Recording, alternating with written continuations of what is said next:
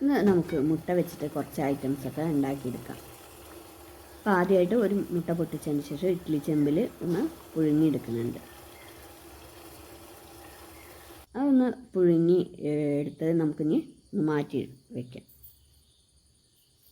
നമുക്കതിലേക്ക് കുറച്ച് മുളക് പൊടിയും മഞ്ഞൾപ്പൊടിയും ഉപ്പൊക്കെ ഇട്ടിട്ട് ഒന്ന് കുഴച്ചെടുക്കാം. അത് നമ്മൾ ഒന്ന് ഫ്രൈ ചെയ്തെടുക്കാം. വീഡിയോ ആദ്യമായിട്ടാണ് കാണുന്നത് വെച്ചാൽ ചാനലൊന്ന് സബ്സ്ക്രൈബ് ചെയ്ത് സപ്പോർട്ട് ചെയ്യണേ. നിങ്ങളിതുപോലെയൊക്കെ ഉണ്ടാക്കി നോക്കിയിട്ട് എങ്ങനെ ഉണ്ടെന്നൊന്ന് കമൻറ്റും കൂടി ചെയ്യണേ.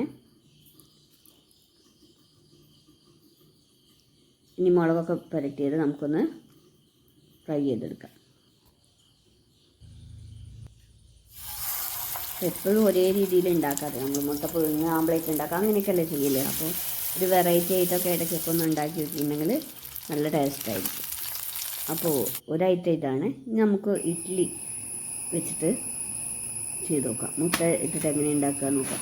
കുട്ടികൾക്കൊക്കെ ഇഡ്ഡലിക്ക് കഴിക്കാൻ മടിയുള്ള കുട്ടികളുണ്ടാവും. ഇവിടെ മോൾക്ക് കഴിക്കാൻ ഇഷ്ടമല്ല, ഇഡ്ഡലി ആകുമ്പോൾ എനിക്ക് വേണ്ടാന്ന് പറയും. അപ്പോൾ ഇങ്ങനെയൊക്കെ ഉണ്ടാക്കി കൊടുക്കുകയാണെന്ന് വെച്ചാൽ അവൾ കഴിക്കും.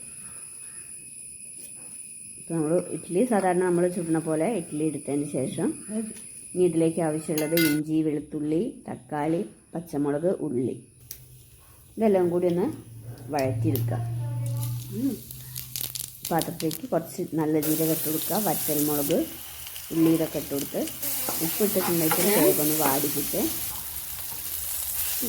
മഞ്ഞൾപ്പൊടി, മല്ലിപ്പൊടി, ചിക്കൻ പൊടി എല്ലാം കൂടി ഇട്ടൊന്ന് വഴറ്റിയതിന് ശേഷം നമുക്ക് അതിലേക്ക് ഇഡ്ഡലി ഇട്ട് കൊടുക്കാം. ഒന്ന് വഴറ്റിയെടുത്തതിന് ശേഷം അതിലേക്ക് നമുക്ക് മുട്ട പൊട്ടിച്ച് ഒഴിച്ചു കൊടുക്കാം.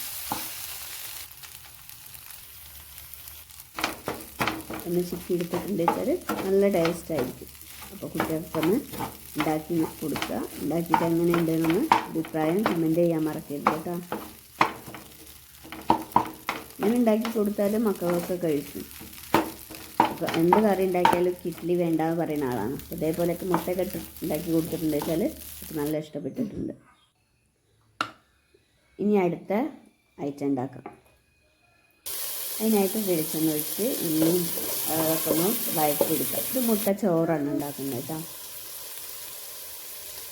ഉള്ളി വഴറ്റിയ ശേഷം കുറച്ച് മുളക് പൊടി, മഞ്ഞൾപ്പൊടി, ഉപ്പ്, ചിക്കൻ പൊടി ഇതെല്ലാം കൂടിയിട്ട് വഴറ്റിയെടുക്കാം. എന്നിട്ട് അതിലേക്ക് നമുക്ക് കുറച്ച് ഒരു തക്കാളി കൂടി മുറിച്ച് ചേർത്തിട്ടുണ്ട്. ഇതിലേക്ക് നമുക്ക് ആവശ്യത്തിന് മുട്ട ഒഴിച്ച് കൊടുക്കാം. ഒന്ന് അടച്ച് വെച്ചിട്ട് ഒന്ന് വേവിക്കുക. ഒന്ന് വെന്ത ശേഷം നമുക്ക് അതിലേക്ക് ചോറിട്ട് കൊടുക്കാം. അപ്പോൾ ചോറൊക്കെ കഴിക്കാൻ മടിയുള്ള കുട്ടികളുണ്ടാവും. അപ്പോൾ ഒന്നും കറിയൊന്നും ഇല്ല വെച്ചാൽ ഇതേപോലെയൊക്കെ ഉണ്ടാക്കി കൊടുത്തിട്ടുണ്ടെങ്കിൽ ഒക്കെ നല്ല ഇഷ്ടമാവും. ഇനി അടുത്തൊരു ഐറ്റം കൂടി ഉണ്ടാക്കുന്നുണ്ട്. ഇതേപോലെ ഉള്ളി വഴറ്റുക, അതിലേക്ക് കറിവേപ്പിൻ്റെയും പച്ചമുളകും ഇതെല്ലാം ഇട്ട് കൊടുക്കുക. ഇതിൽ കുറച്ച് തേങ്ങാക്കൊത്ത് ഇട്ട് കൊടുക്കുക. ഈ ഉണ്ടാക്കിയ ഐറ്റംസ് നിങ്ങൾക്ക് ഏതാ ഇഷ്ടപ്പെടുന്നതെന്ന് കമൻറ്റ് ചെയ്യണേ. ഇതിലേക്ക് കുറച്ച് തേങ്ങാപ്പാൽ തേങ്ങാപ്പാൽ ഒന്ന് തിളയ്ക്കുമ്പോൾ നമുക്കതൊന്ന് മാറ്റി വെക്കണം കേട്ടോ. ഇനി വേറൊരു പാത്രത്തിലേക്ക് കുറച്ച് തേങ്ങാപ്പാലും അതിലേക്ക് ഒരു സ്പൂണ് അരിപ്പൊടിയും കൂടി കലക്കി വയ്ക്കുക.